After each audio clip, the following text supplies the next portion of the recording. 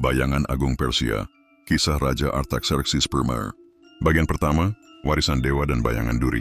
Di sebuah istana marmer berhias emas di Susa, pada suatu malam yang hening namun penuh ketegangan, lahirlah seorang pangeran dari darah raja. Ia dinamai Artaxerxes, anak dari Raja Xerxes I, cucu dari Darius Agung, keturunan dari Garis, penguasa yang pernah menaklukkan hampir separuh dunia yang dikenal.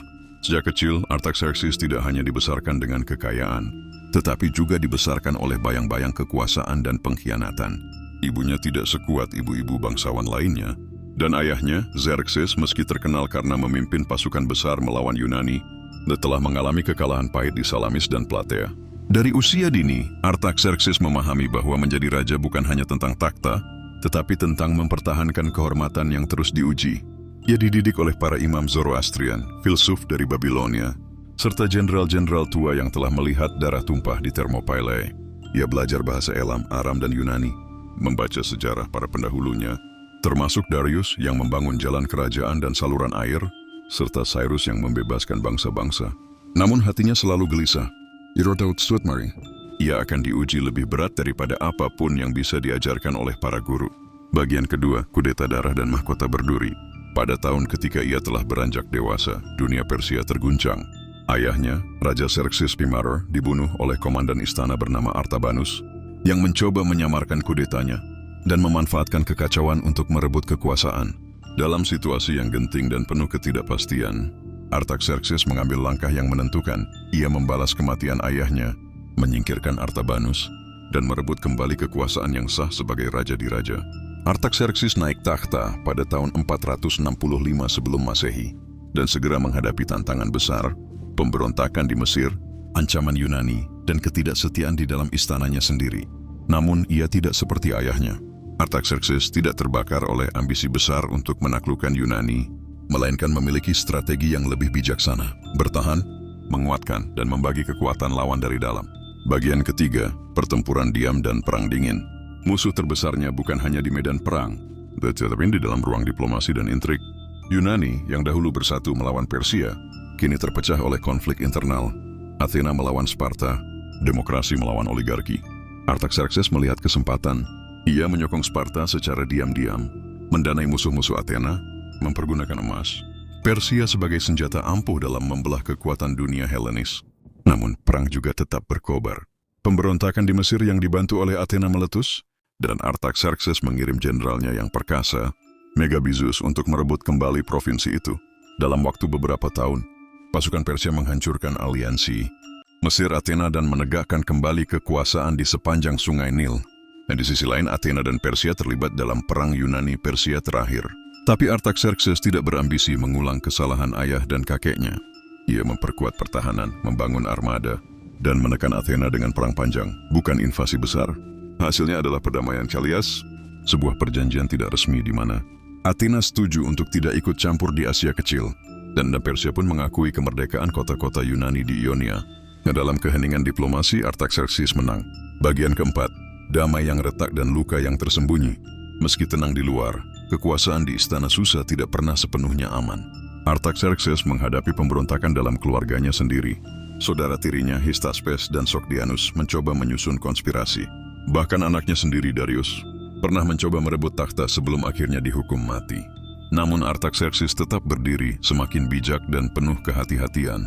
Ia mendirikan banyak infrastruktur termasuk kuil, kanal, dan pos-pos kerajaan. Ia memperluas penggunaan bahasa Aram sebagai bahasa resmi administrasi, menjadikan kekaisaran Persia semakin tersatukan dalam keanekaragaman.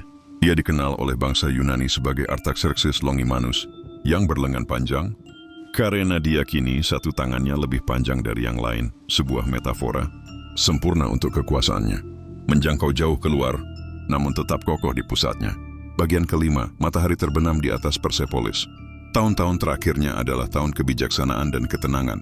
Ia memerintah selama 41 tahun, dan wafat sekitar tahun 424 sebelum Masehi, sebagai salah satu raja Persia yang paling lama bertakhta. Ia meninggalkan dunia dalam keadaan lebih stabil daripada yang diwarisinya. Persia tidak lagi memaksakan kehendaknya dengan pedang, tetapi dengan emas, diplomasi, dan pengaruh budaya.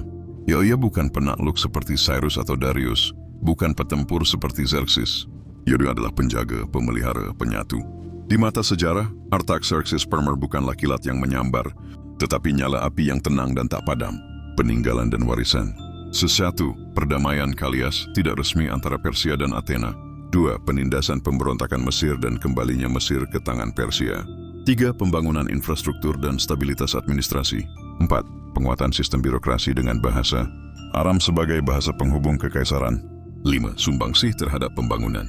Kuil-kuil Zoroastrian dan toleransi terhadap agama lain, termasuk hubungan dengan bangsa Yahudi. Ia disebutkan dalam Talmud sebagai sosok baik hati.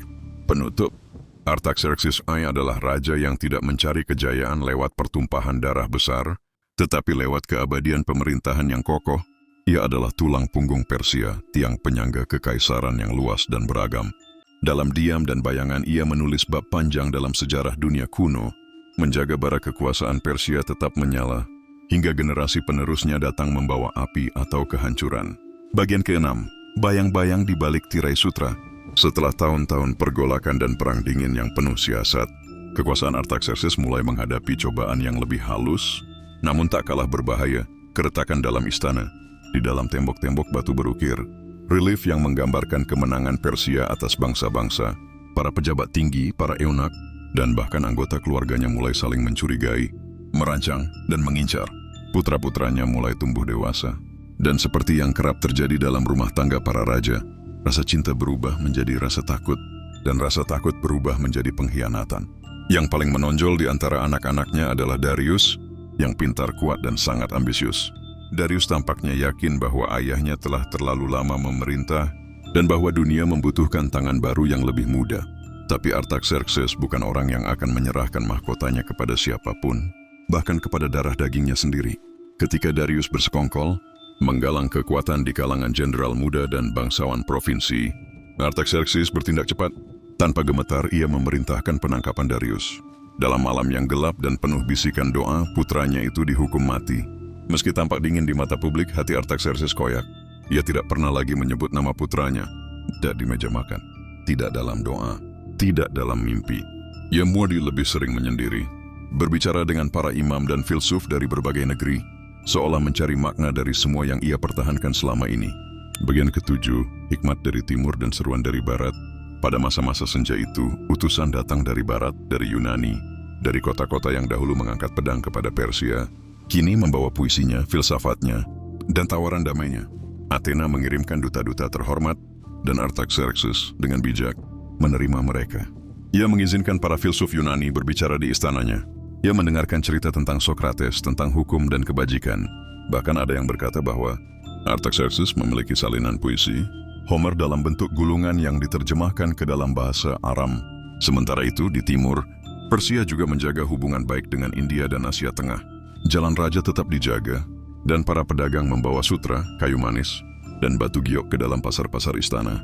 Dalam tahun-tahun ini, Persia mencapai puncak kekuatan budaya dan ekonomi, bukan melalui ekspansi melainkan pertukaran dan toleransi. Ia pun dikenal sebagai pelindung orang Yahudi, memperbolehkan pembangunan kembali tembok Yerusalem setelah kehancuran sebelumnya. Dalam kitab-kitab Yahudi, ia dikenal sebagai Raja Murah, hati yang memberi surat perintah kepada Nehemia dan Ezra untuk memperbaiki negeri mereka. Bagian ke-8, hari terakhir sang raja diraja. Ketika usianya melewati 70 tahun, umur yang jarang dicapai oleh para raja perang zaman itu, Artaxerxes mulai melemah. Ia menghabiskan waktu lebih banyak di Persepolis, kota agung yang dibangun oleh kakeknya Darius. Di sana ia duduk dalam taman-taman yang dihiasi bunga dari Babilonia dan patung singa dari Elam. Ia memanggil putranya yang lain, Xerxes II, yang akan menjadi penerusnya, dan berbicara panjang. Dalam sebuah pertemuan pribadi, tidak seorang pun tahu pasti isi pembicaraan itu, tetapi konon ia berkata, "Wahai anakku, satu kekaisaran tidak dijaga oleh pedang, tetapi oleh rasa takut yang dibungkus keadilan. Jadilah batu yang bisa didengar, bukan pedang yang berseru." Beberapa minggu kemudian, tubuh Artaxerxes tidak lagi mampu menahan usia dan tekanan, hidup panjang yang penuh beban. Ia wafat pada tahun 424 sebelum Masehi, di tengah upacara malam di Persepolis, dikelilingi para imam dan pelayannya. Seluruh kekaisaran berkabung, dari lembah Nil hingga lembah Indus, dari Laut Hitam hingga Teluk Persia. Api dinyalakan di atas menara-menara, api Zoroastrian untuk mengenang Sang Raja Agung. Bagian ke-9, warisan seorang penjaga kekaisaran. Setelah kematiannya, Persia memasuki masa gejolak baru. Anak-anaknya bersaing untuk takhta, dan dalam waktu singkat Xerxes II dibunuh, dan Sogdianus serta Darius II saling menggulingkan dalam rangkaian kudeta dan perang saudara. Namun warisan Artaxerxes Remer tetap dikenang sebagai penjaga stabilitas dalam masa transisi, sebagai raja diplomat bukan penakluk, sebagai pelindung agama dari Zoroastrian hingga kepercayaan lain, sebagai pemimpin yang berpikir jauh ke depan, yang menyadari bahwa kebesaran tidak selalu berarti penaklukan.